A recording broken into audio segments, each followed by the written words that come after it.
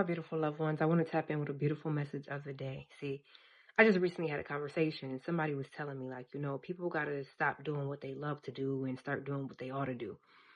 And, you know, my insight on that, right, and foresight and the pictures and images I was getting downloads for was basically saying, it's the combination of the two, right?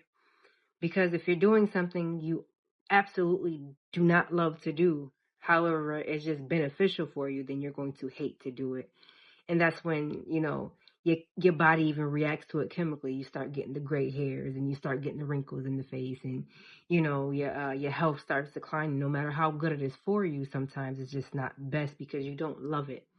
However, when you are doing something that you absolutely love, right, and you're in divine alignment with the cosmic, part of you, with even the physical aspect of you, as far as the inspiration and upliftment, right, you love that a lot more, so you're willing to do what you ought to do and make the sacrifices because you love it so much more.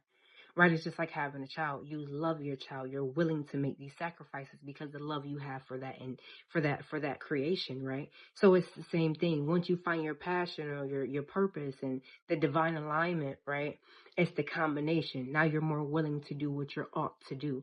You're more willing to take leaps. You're more willing to triumph above the masses, and you're just willing to do it, right? And it may not be easy, and it may be difficult, and it may be hard, and it may be challenging, but guess what? You love it so much that you don't care. So we really have to learn how to really go within ourselves, because sometimes we want to say what people and others should be doing, right? But the key focus is yourself, right? Sometimes people want to speak on others, but don't quite have their purpose and alignment, right? And we really have to just focus on who we are. Like we got to focus on us and what makes us happy and what makes us thrive.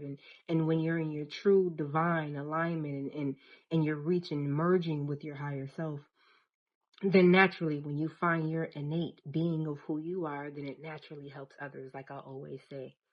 So peace, love, and infinite abundance onto you. I love you.